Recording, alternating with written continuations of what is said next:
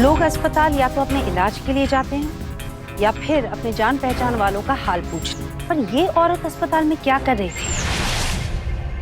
ये लाशों की फोटो क्यों ले रही थी? क्या ये औरत इस शख्स को जानती थी या फिर किसी गहरी साजिश की तैयारी की जा रही थी? इस अजीब वारदात के पीछे छुपे राज को जानने के लिए हमें 1 महीने पीछे जाना होगा। अरे बाप रे, टोस्ट जल गए। अरे अच्छा होता भगवान ने 2 हाथ मुझे और दिए होते, सारे काम मुझे को करने पड़ते हैं। माँ जी क्या हुआ? कुछ नहीं। सॉरी, वो मैं बबलू को तैयार कर रही थी। क्या करूँ, उसके स्कूल के लिए लेट हो रहा था ना। हाँ, बच्चे हमने भी संभाले और घर भी। हाँ माँ जी, लेकिन आजकल के बच्चे तो। ओहो, सुबह सुबह पार्लियामेंट जब अपने ही घर पर है तो मुझे न्यूज़पेपर की क्या जरूरत है ना? हाँ। क्या हुआ माँ? कुछ नहीं, मेरे हाथ जल रहे हैं। ओहो, इतनी सी बात। तो मैं आज ले आऊंगा ना टोस्टर, क्यों चिंता कर रही हो तुम? टोस्टर ले आऊंगा। फिल्म दिखाने के तो पैसे नहीं तुम्हारे पास, टोस्टर ले आऊंगा। अरे पर क्यों गुस्सा हो रही हो? क्यों, तुम्हें टोस्टर ऑपरेट करना नहीं आता? फिल्म तो मैं अकेले देखने जाऊंगी, तुम्हारा तो मन बहलेगा ही नहीं। जो करना है वो तो मुझे ही करना है, मैं तो सेल्फिश हूँ। अरे हम दोनों फिल्म देखने जाएंगे, तुम क्यों इतना गुस्सा हो? क्यों इतना गुस्सा हो रही हो वैसे? गुस्सा नहीं हो तो और क्या करूँ? पूरा दिन काम करती हूँ। सुबह उठो, बच्चे को तैयार करो, तुम्हारा सारा सामान रखो, पूरे घर का काम करो और उसके बाद माँ जी के ताने सुनो अलग। हाँ तो इस घर में ना मेरी कोई वैल्यू ही नहीं है, इससे अच्छी तो मैं माँ के घर पर थी। परेशान हो चुकी हूँ मैं। मेरी ना इस घर में कोई वैल्यू ही नहीं है। सुबह उठो, बेटा तैयार करो, खाना बनाओ और उसके बाद टोस्टर माँ के लिए, बीबी के लिए फिल्म नहीं।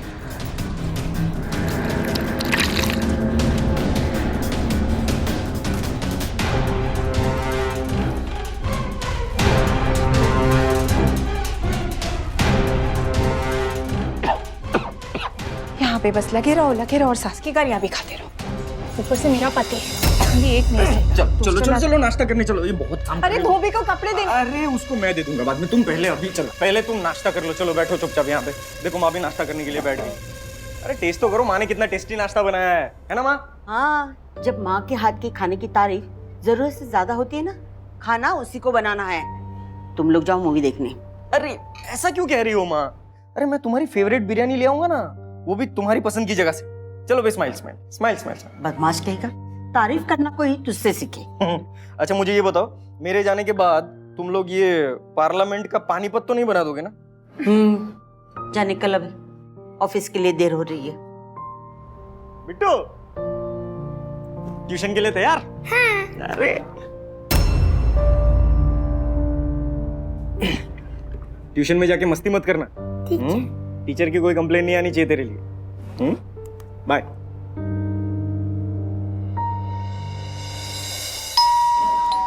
रहने दीजिए, मैं देखती हूँ। अरे आप लोग आ गए। ये लो माँ, बिरयानी है और टोस्टर भी। अब तुम्हारे हाथ नहीं जलेंगे। अच्छा हुआ बेटा तुम जल्दी आ गए। मेरी रिपोर्ट्स आ गई है। डॉक्टर साहब कह रहे हैं कि नी रिप्लेसमेंट करवाना पड़ेगा और उससे पहले कुछ रिपोर्ट्स भी करवानी है। डॉक्टर साहब बोल रहे हैं 60,000 रुपये का खर्चा होगा। तो मैंने पूछा कि अगर नहीं पापा, आप अपॉइंटमेंट ले लीजिए, ये ज्यादा जरूरी है। हो जाएगा पैसों का, मैं मैनेज कर लूंगा। हाँ? अच्छा बेटा। सुनो ना, अपनी रोशनी है ना, उसके ऑफिस में ना एक जॉब वैकेंसी है, सैलरी भी अच्छी दे रहे हैं और फिर प्रैक्टिकली अब सिर्फ तुम्हारी सैलरी से घर चलना थोड़ा मुश्किल हो गया है। जॉब कर लूं? ओह, मतलब तुम जॉब करोगी? यानी सुबह का नाश्ता, उसके बाद लंच और डिनर सब कुछ माँ बनाएगी? नहीं, ये न्यूज़ तो तुम ही माँ को दो, क्योंकि पता चला मैंने दी तो मुझे ही माँ ने काम पे लगा दिया अपनी नौकरी छुड़वा के। खाना भी मैं ही बना रहा हूँ, बर्तन भी मैं ही कर रहा हूँ, सब मैं ही कर रहा हूँ। नाचन, तुम किचन में कितने क्यूट लगोगे।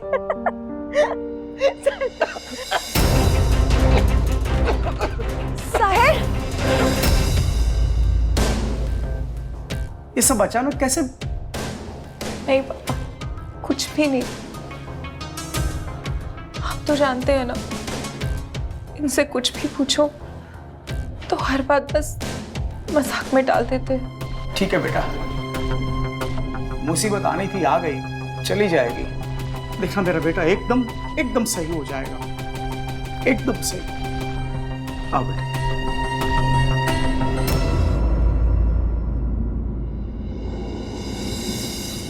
डॉक्टर साहब, प्रॉब्लम क्या है आप लोगों की? बीमारी बढ़ने का इतना वेट क्यों करते हैं आप लोग? 80% लिवर डैमेज हो चुका है, 80%। 80%? एंड आई एम श्योर कि काफी महीनों से वो ब्लीडिंग कर रहा होगा। Bleeding?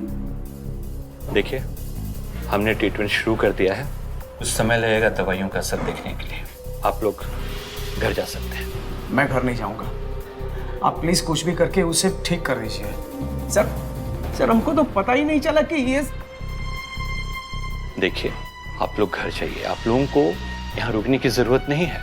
We are responsible for Sahil, understand? और कुछ होगा तो हम लोग आप लोग को बुला लेंगे।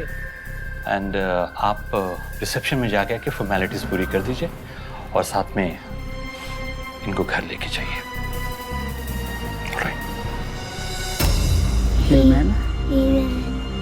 स्कैनर। पापा, आपकी दवाई।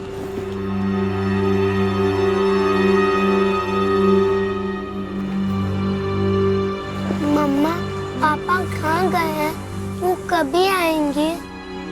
कुछ नहीं हुआ मेरा बच्चा, और पापा ना बहुत जल्दी अपने बेबी के पास वापस आ जाएंगे। अच्छा सुनो, आपका फेवरेट शो स्टार्ट हो गया है, टॉम एंड जेरी। जाओ, गो वॉच इट, गो। मैं मान ही नहीं सकती कि तुम्हें कुछ पता नहीं था। बीवी हो तुम उसकी, हमसे क्यों छुपाया? आप भी तो माँ है ना उनकी। जिस तरह आपको कुछ नहीं बताया, उसी तरह से मुझे भी कुछ नहीं बताया। उनकी जिम्मेदारियां और खर्चे कम होते तो अपने बारे में सोचते ना। हम लोगों में ही उलझे हुए थे। अब तुम दोनों के झगड़ने से कुछ नहीं हो रहेगा। अच्छा है, शर्मा जी ने मुझे इस डॉक्टर के बारे में बताया था। अच्छा है, देखना मेरा बेटा बहुत जल्दी अच्छा हो जाएगा। हाँ।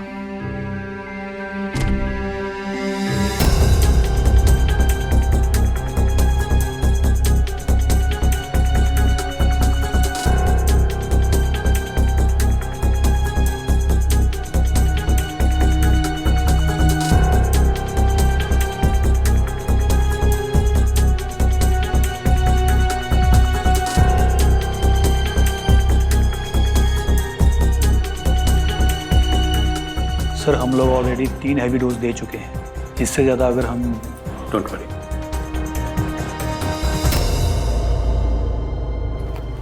डॉक्टर साहब, साहिल कैसे हैं हम? See, we are hoping for improvement, लेकिन अभी कुछ भी कहना मुश्किल है क्योंकि बहुत ब्लीडिंग हो चुकी है। हाँ, लेकिन हम उन्हें एक बार देख सकते हैं? देखिए, हम नई ट्रीटमेंट शुरू करने जा रहे हैं। अगर ये काम हो गया तो आप लोग बहुत जल्द साहिल से मिलेंगे। सो नई दवाइयों के लिए आप लोग काउंटर में जाकर के एडवांस पेमेंट कर दें, हम लोग तुरंत ट्रीटमेंट शुरू कर देंगे, है ना? ये बच्चा किसका है? बिट्टू, इधर आ। सॉरी, कहाँ गया था? मामा ने मना किया था ना कहीं जाने के लिए। ऐसे आईसीयू में जाना प्लीज अलाउड नहीं है। That's okay। बच्चा है, शरारत तो करेगा ही, है ना? क्या?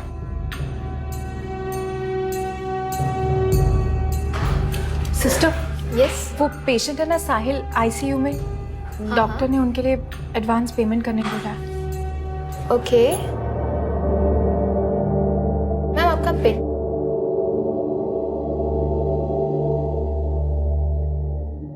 आपका डेबिट कार्ड चल नहीं रहा है, डिक्लाइन दिखा रहा है। और कोई कार्ड है क्या? नहीं, पैसे हैं अकाउंट में। वो कुछ प्रॉब्लम होगा, बाहर एटीएम है ना, मैं निकाल कर आती हूँ। ठीक है मैम।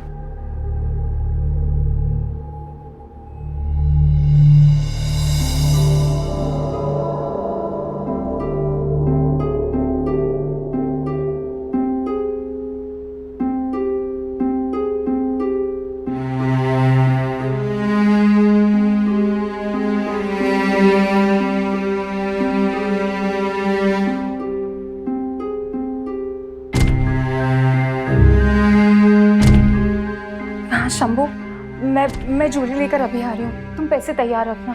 हाँ, मैं ये बात समझती हूँ कि पूरे पैसे आप नहीं दे पाएंगे, लेकिन कम से कम आधे पैसे तो दो इस ज्वेलरी के। शंभू, कड़ा मैंने तुम्हारी दुकान से ही लिया था। हाँ, पर मैं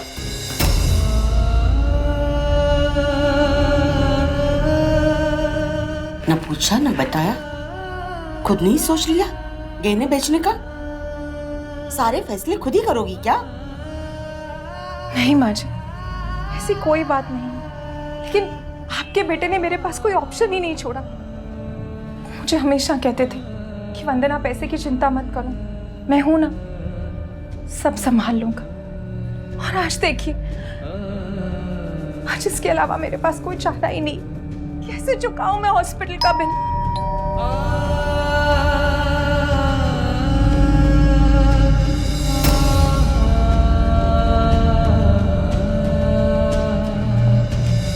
नमस्ते आंटी। वंदना,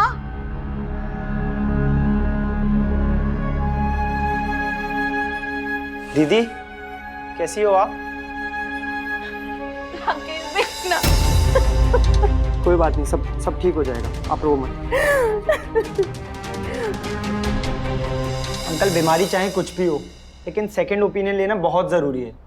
आप कहें तो मेरी जान पहचान में कोई जरूरत नहीं है, सबसे बेस्ट डॉक्टर यहाँ पे है और अच्छे से अच्छी ट्रीटमेंट हो रही है। और डॉक्टर ने कहा भी है कि अब साहिल को अच्छे करने की जिम्मेदारी अब वो लोग की है।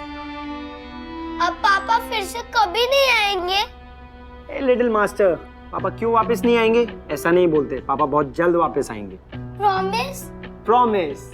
कितनी बार कहा है इसकी स्कूल चेंज कराओ, कुछ भी कहता रहता है। गुप्ता जी, सारी बीमारियां बाहर का खाना खाने की वजह से ही होती है ना? जी, आप बिल्कुल ठीक कह रही हैं। तो ये वंदना के हाथ में हर संडे बाहर खाना खाने जाती है।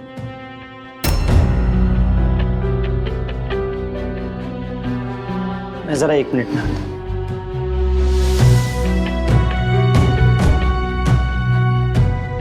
दीदी, मुझे लगता है कि हमें सेकंड ओपिनियन ले लेना चाहिए। 3 दिन हो गए, कुछ तो इम्प्रूवमेंट होनी चाहिए थी। तो टेंशन मत ले, पापा जी ने डॉक्टर चुना है ना, तो कोई अच्छा ही होगा। तेरे जीजा जी ना जल्दी ठीक हो जाएंगे। जा तू बाहर बैठ, मैं आती हूँ।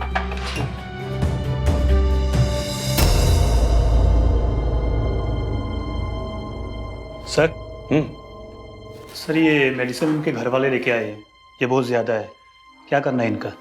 इतनी सारी मेडिसिन वेस्ट नहीं होनी चाहिए। एक काम करो, फार्मेसी में वापस भेज दो, मैं फोन से बात कर लूँगा। ऑलराइट? ठीक है सर। सर वो सब लोग आपका बाहर वेट कर रहे हैं, तो कब से आपके बारे में पूछ रहे हैं वो। चलो, कॉन्ग्रेचुलेशंस, नई दवाइयों ने अपना काम करना शुरू कर दिया और मुझे लगता है कि कुछ ही समय में साहिल को होश भी आ जाएगा। डॉक्टर, एंडोस्कोपी की रिपोर्ट में क्या आया है? ट्रीटमेंट पूरी होने के बाद एंडोस्कोपी फिर से करना पड़ेगा। And doctor, what is the rate of liver function? वो तो इम्प्रूवमेंट होने के बाद ही कह सकते हैं। दीदी, अगर आपको एतराज ना हो तो मैं डॉक्टर गुहा से बात करके देखूं। डॉक्टर गुहा, वही ना जो मेडिकल कॉलेज में कंसल्टिंग डॉक्टर है, राइट? मैं उन्हीं के कॉलेज से मेडिकल कर रहा हूँ। ओह, फर्स्ट ईयर? जी। अगर आप लोग चाहें तो साहिल का इलाज आप डॉक्टर गुहा के हॉस्पिटल में करवा सकते हैं, मुझे कोई प्रॉब्लम नहीं है। मैं डिस्चार्ज पेपर्स बनवा देता हूँ। नहीं डॉक्टर, प्लीज, हमें कहीं और दिखाने की जरूरत नहीं है। साहिल अच्छा हो रहा है ना? हाँ, तो डॉक्टर प्लीज आप ट्रीटमेंट जारी रखिए। डॉक्टर, सीनियर डॉक्टर से इस तरह बात करते हैं? मैं जानता हूँ, this is the best hospital, best treatment and best doctor. Sir please, हमें कहीं और जाना नहीं है, किसी को दिखाना नहीं, ट्रीटमेंट यहीं करेंगे sir, please. Sure, okay, thank you. Thank you doctor. Mummy, पापा आप कभी वापस नहीं आएंगे क्या? अरे बेटा ऐसा नहीं बोलते। या देखो, ऐसा नहीं बोलते। हाँ, वो डॉक्टर भी गए ना, डॉक्टर साहब बहुत बड़े डॉक्टर हैं। हाँ, तुम्हारे डैडी को बहुत जल्दी अच्छा कर देंगे। हाँ बेटा, ऐसा नहीं बोलते। और बेटा, डॉक्टरों से सवाल पूछना कोई जुर्म तो नहीं ना? पर फिर भी कितनी बार हम चुप रह जाते हैं। दिल में उठे सवाल को दबा देते हैं, जैसे मुकेश जी कर रहे हैं। राकेश को चुप कर रहे हैं, पर क्यों, किसके डर से? मेडिकल दुनिया की बारीकियां शायद हम ना समझें, पर मरीज को और उसके रिश्तेदारों को चल रहे इलाज के बारे में, दी जा रही दवाइयों के बारे में जानने का पूरा अधिकार है। याद रखिए, एक डॉक्टर इलाज की जानकारी तभी छुपाता है जब उसके इरादे सही ना हो। ये सब देखकर मुझे कोई संदेह नहीं कि इस परिवार के साथ कुछ गलत हो रहा है। उन्हें अंधेरे में रखा जा रहा है, पर क्यों? सर, या सर वो 63 नंबर बेड है सर, प्लीज आप मेरे साथ चलिए जल्दी सर, प्लीज सर। ओके, चलो।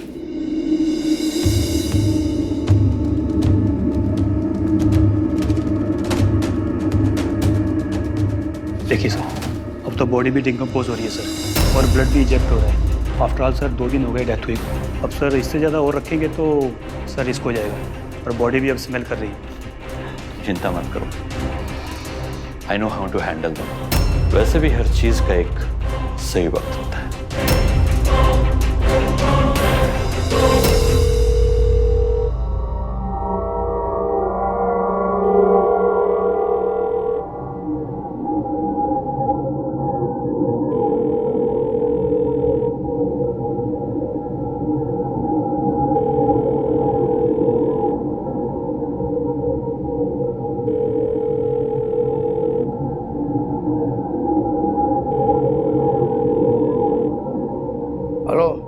हाँ बोल रहा हूँ। क्या क्या क्या बोल रहे हैं आप? नहीं, वैसा नहीं हो सकता है। क्या वेट, आ रहे हैं, हम लोग आ रहे हैं। साहिल हॉस्पिटल।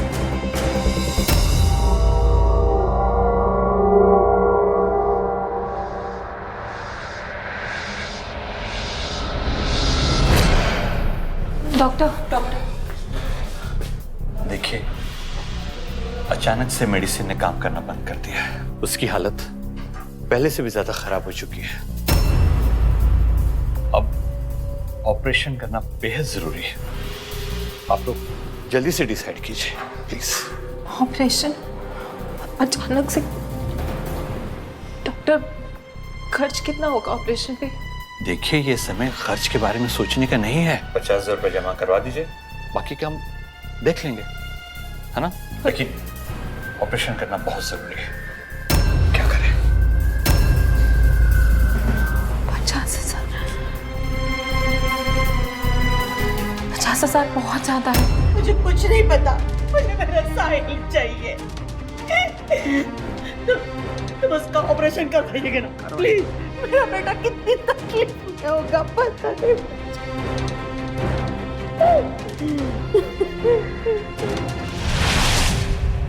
डॉक्टरों को हम भगवान समान मानते हैं, पर यहाँ तो कुछ और ही देखने को मिल रहा था। कैसे एक डॉक्टर चंद रुपयों के लिए एक परिवार के जज्बातों के साथ खेल सकता था? कैसे इंसानियत लालच में आकर गिर सकती थी? यहाँ तो एक परिवार अपने बेटे को बचाने की कोशिश कर रहा था। सब इसी इंतजार में लगे हुए थे कि कब वो साहिल को दोबारा देख पाएंगे, पर वो नहीं जानते कि अब वो अपने बेटे को दोबारा कभी नहीं देख पाएंगे। क्या गुजरेगी इस परिवार पर जब ये भयानक सच का सामना करना पड़ेगा? और फिर भी क्या ये पूरा सच उनके सामने आएगा, या फिर डॉक्टर्स असलियत को दबा देंगे? वो क्या? आइए। देखिए, ये है हमारा घर जी, काफी बड़ा है। उम्मीद है आपको पसंद आएगा।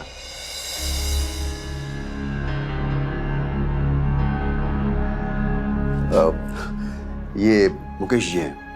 ये घर इन्हीं का है।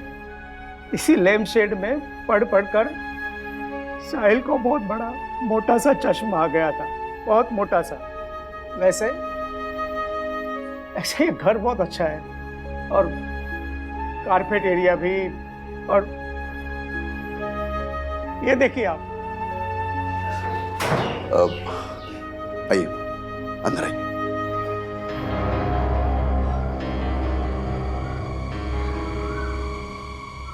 ये साहिल 5 साल का, ये मेरा साहिल 10 साल का, और ये 15 साल का। अब तो मुझसे भी लंबा हो गया। पूरा पूरा घर मैंने पेंट करवाया। आप पैसे का बताओ ना। ये वैसे भी तो ये घर मुझे तोड़ के नया ही बनवाना है। 8 लाख मंजूर है आपको? 15 साल पहले हमने 2 लाख का लिया था, अब कम से कम इसकी कीमत 40 लाख तो होगी। 8 लाख तो बहुत कम है, कुछ भी नहीं है। मार्केट तो फ्लक्चुएट होते रहता है अंकल, मैं यही काम करता हूँ। मैं 8 लाख ही दे सकता हूँ। ये तो किसी की मजबूरी का फायदा उठाने वाली बात हो गई। क्यों मुकेश जी? खैर छोड़िए, ऐसे कौड़ी के दाम बेच के क्या फायदा। ठीक है अंकल, आपका घर, आपकी मर्जी, मैं चलता हूँ।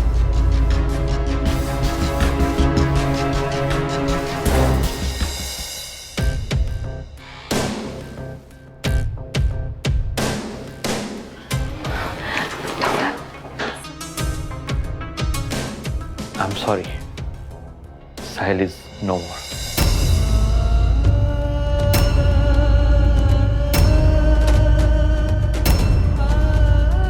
मम्मी पापा को क्या हुआ?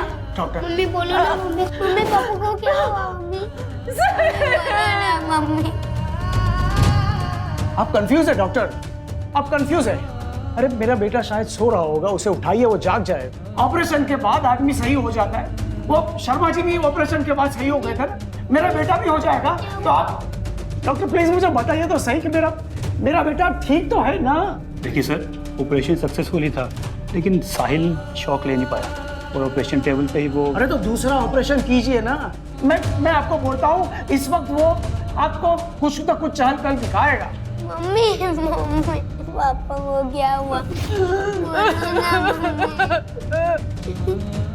डॉक्टर अब प्लीज प्लीज क्यों समझते नहीं है? वो मेरा इकलौता बेटा है, मेरा एक ही बेटा है। मुकेश भाई समझने की कोशिश कीजिए। आइए मुकेश भाई, हमारी जिंदगी का वो अकेला सहारा है। डॉक्टर संभालिए अपने आप को।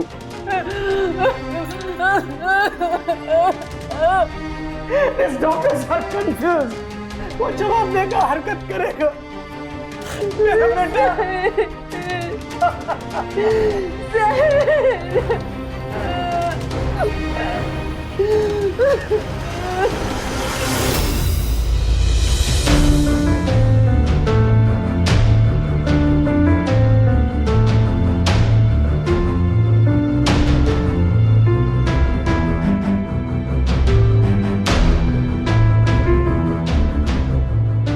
मिसेस वंदना, मैम ये आपका बिल और 3.5 लाख का पेमेंट बाकी है।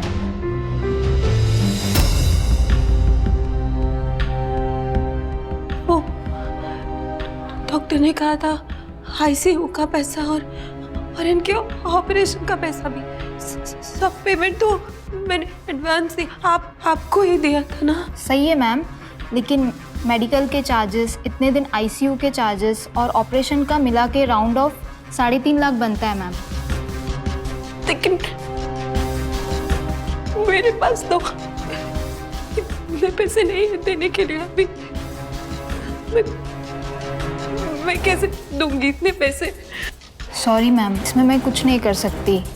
हॉस्पिटल के रूल्स हैं कि पेमेंट पूरी करके ही आप बॉडी डिस्चार्ज कर सकते हैं।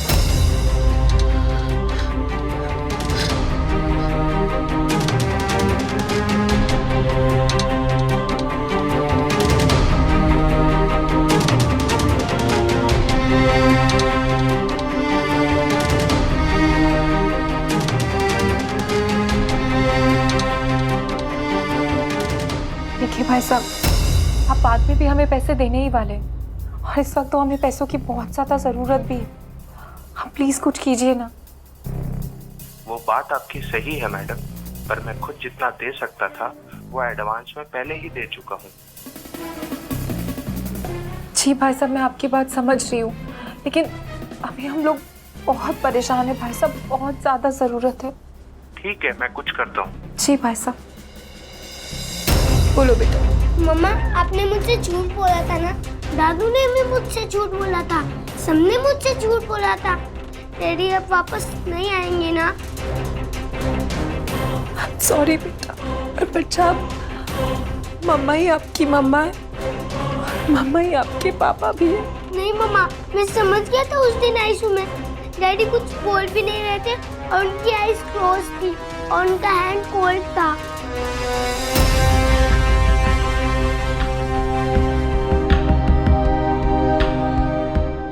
पापा, पापा, मैंने देखा था आफ्टर दैट बॉडी कोल्ड भी हो जाती है और स्टिफ भी। आपने मुझसे झूठ बोला था ना?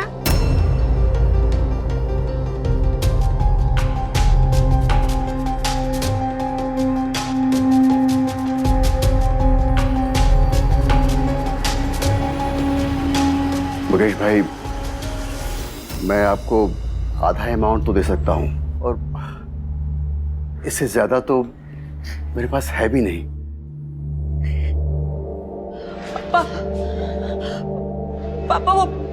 पापा बिट्टू कह रहा है कि उस दिन आईसीयू में जब वो अंदर गया था तब पापा साहिल के हाथ ठंडे पड़े थे। पापा इसका मतलब ये हुआ कि जब वो अंदर गया था तब तक साहिल, पापा मतलब डॉक्टर हमें बेवकूफ बना रहे।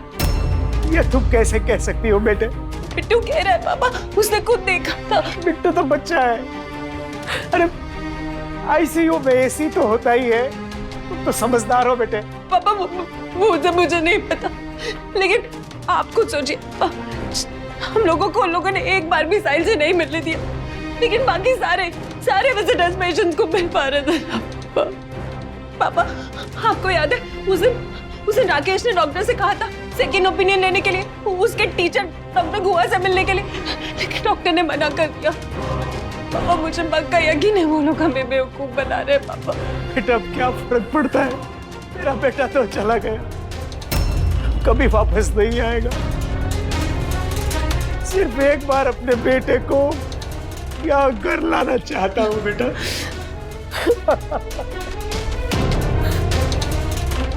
दीदी, मैंने मम्मी को फोन कर दिया है, वो आती होंगी। साहिल, तू चल मेरे साथ। कहाँ?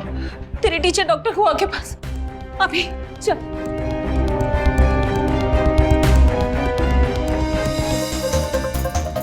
बहुत सोच करके भी अजीब लग रहा है कि कोई डॉक्टर ऐसा कर सकता है। शायद आपको कोई गलतफहमी हो गई हो। डॉक्टर, मैं समझती हूँ कि ये अजीब जरूर लगता है, लेकिन ये पॉसिबल है ना। देखिए, हमारा काम है पेशेंट को बचाना। नहीं, मैं आपकी बात समझ रही हूँ, आप जो कह रहे हैं, लेकिन ये जो डॉक्टर है ना, ये बाकी डॉक्टर्स जैसे नहीं है। क्या आपने बॉडी को देखा है? No sir. यही तो सबसे अजीब बात है। डॉक्टर्स ने ट्रीटमेंट एकदम कॉन्फिडेंशियल रखा। हमें जीजा जी को एक भी बार देखने तक नहीं दिया है और अभी भी हम उन्हें देख नहीं सकते। उस हॉस्पिटल में हमें सब पहचानते हैं। मैं वहां जाकर के भी कुछ नहीं कर सकता हूँ। पर डॉक्टर, क्या कोई ऐसा तरीका नहीं है जिससे हम ये पता लगा सके कि डेथ हुई कब थी? डेथ को जब काफी समय हो जाता है ना, उसमें बॉडी में स्वेलिंग हो जाती है और बैक्टीरियल इन्फेक्शन भी होने लगते हैं। बॉडी का रंग भी काला पड़ने लगता है। फिर भी अगर मैं एक बार उसको देख लूं तो मैं बता सकता हूं इसको कितना समय हुआ।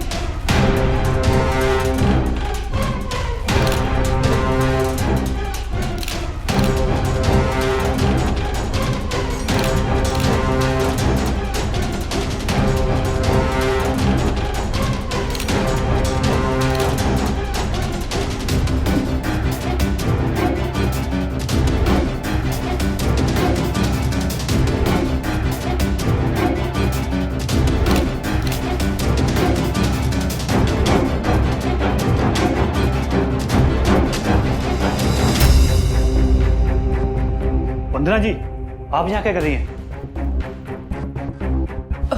जी वो बस इन्हें एक बार देखना चाहती थी। देखिए, मैं आपकी बात समझता हूँ, लेकिन यहाँ पर ऐसा अलाउड नहीं है। ये रिस्ट्रिक्टेड एरिया, आप प्लीज बाहर जाइए, प्लीज प्लीज प्लीज।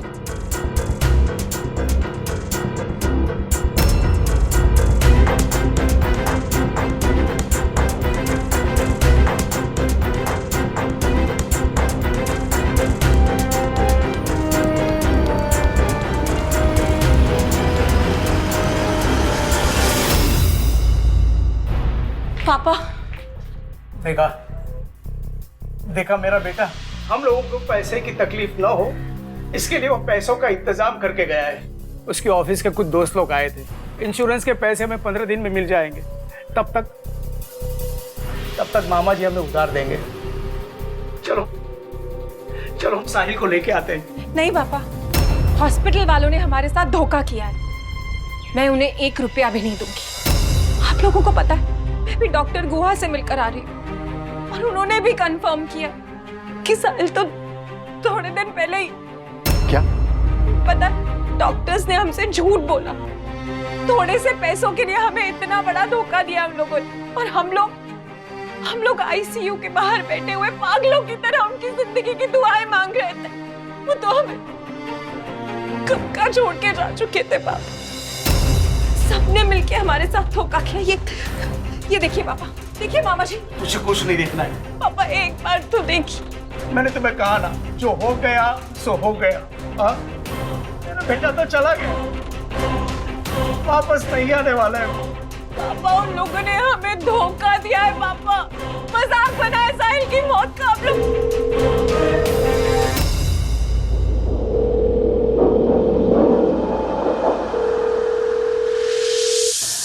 हेलो, हाँ बोल रहा हूँ।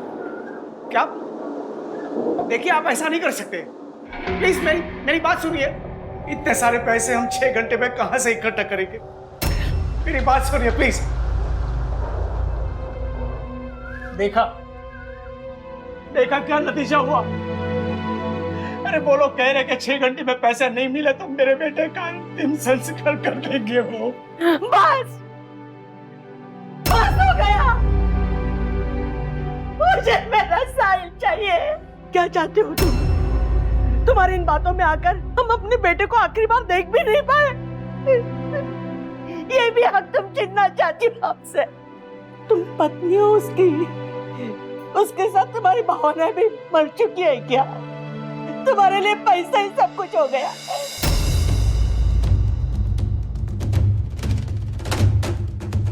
इंस्पेक्टर साहब, मुझे एफआईआर लिखवानी है। जी बताइए। साहब, मेरा बेटा हॉस्पिटल में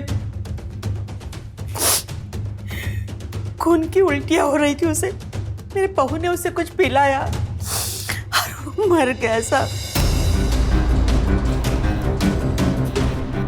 क्या? देखिए, हर घर में झगड़े होते हैं, लेकिन आप ऐसा मत सोचिए कि। नहीं साहब, आप समझ क्यों नहीं रहे? मेरी बहू ने उसे जहर पिला दिया। अब जल्दी चलिए, शायद कहीं वो उसकी बॉडी गायब ना कर दे। मुझे पूरा यकीन है कि ये सब उसी ने किया है साहब। प्लीज साहब, आप चलिए ना मेरे साथ, मेरी मदद कीजिए।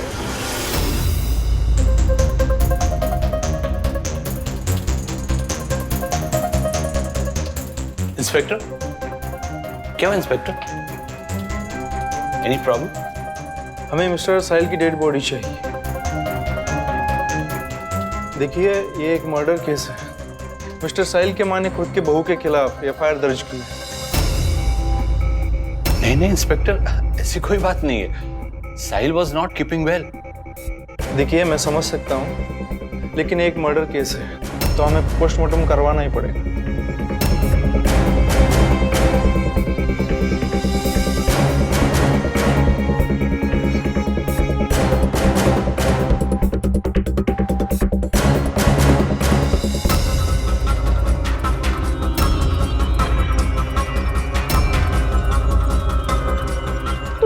ये उसके साथ तुम्हारी भावना भी मर चुकी है क्या? तुम्हारे लिए पैसा ही सब कुछ हो गया।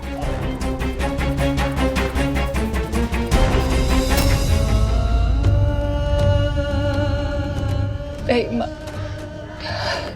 नहीं पापा, मैं ये सब कुछ पैसे के लिए नहीं कर रही हूँ। ना ये सब कुछ मैं आपके लिए या मेरे लिए कर रही हूँ। मैं ये सब कुछ साहिल के लिए कर रही हूँ। आज तक साहिल ने हम लोगों पर कभी कोई भी मुसीबत नहीं आने दी। सब कुछ खुद अकेले झेलते हैं। माँ, अपराध करने वाले से बड़ा अपराधी अपराध सहने वाला होता है पापा।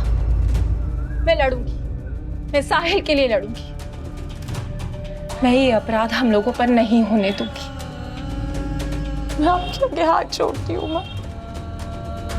इन सब बातों को हमें सुलझाना है। हमें साहिल को इंसाफ दिलाना होगा। मान जाइए प्लीज पापा, प्लीज मान जाइए। मैं तुम्हारे साथ हूँ। ये लड़ाई हम मिलकर लड़ेंगे साहिल के लिए। क्यों माँ? बेटा हम कर भी क्या सकते हैं? 6 घंटे में बोलो। वो डॉक्टर, उस डॉक्टर की बहुत जान पहचान है। हम कभी कुछ प्रूव नहीं कर पाएंगे। सिर्फ पोस्टमार्टम से ही प्रूव हो सकता है। तो इसका मतलब ये हुआ राकेश कि मर्डर केस में पोस्टमार्टम करना कंपलसरी होता है, राइट? माँ, अब आप पुलिस स्टेशन जाएंगी और मेरे खिलाफ एफआईआर कराएंगी। बेटा? हाँ माँ जी, हमारे पास और कोई रास्ता नहीं है। और आप पुलिस से ये कहेंगी कि साहिल का मर्डर मैंने किया, मैंने उसे जहर देकर मार डाला। बेटा लेकिन माँ, अब हमारे पास यही एक रास्ता है सच को सामने लाने का।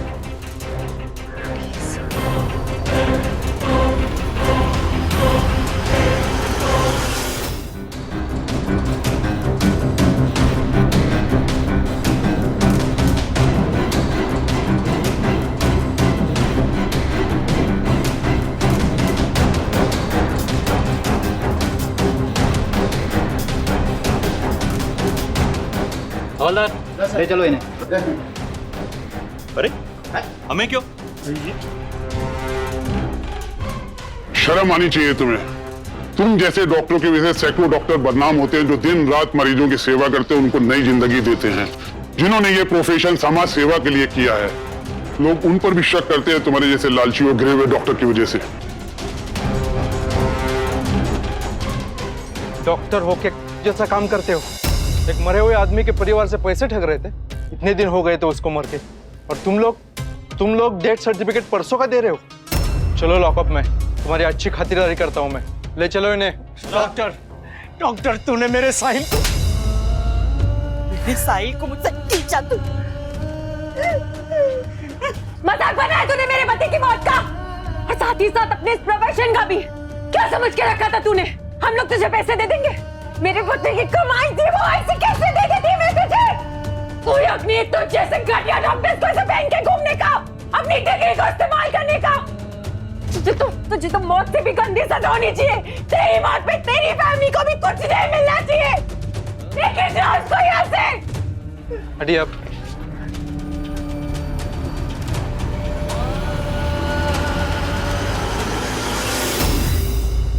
डॉक्टर गुप्ता को आईपीसी सेक्शन 388 दबाव डालकर पैसे लेने के लिए, आईपीसी सेक्शन 409 एक परिवार के साथ विश्वासघात करने के लिए, और आईपीसी सेक्शन 120B साजिश करने के लिए उम्र कैद की सजा सुनाई गई। उनके अस्पताल पर भी कोर्ट नोटिस की वजह से ताला लगा दिया गया। पर क्या कभी भी ये परिवार पूरा हो पाएगा? एक बेटे, एक पति, एक बाप की कमी इन्हें हमेशा महसूस होगी। क्यों एक मासूम परिवार को इतना सब कुछ सहना पड़ा? सिर्फ एक डॉक्टर के स्वार्थ की वजह से? बस तसल्ली इस बात की है कि अब वो डॉक्टर अपनी पूरी जिंदगी सलाखों के पीछे गुजारे, और ये मुमकिन हुआ क्योंकि एक परिवार अन्याय के खिलाफ खड़ा हुआ, एक दूसरे का हाथ थामकर। अगर अगली बार आपको अपने या अपने किसी रिश्तेदार के इलाज के लिए अस्पताल जाना पड़े तो बेझिझक सवाल पूछिए। किसी पर भी अंधविश्वास करना सही नहीं है। सतर्क रहिए, सुरक्षित रहिए। सावधान इंडिया, फाइट बैक नाउ, क्योंकि अब सवाल है परिवार का। तो सावधान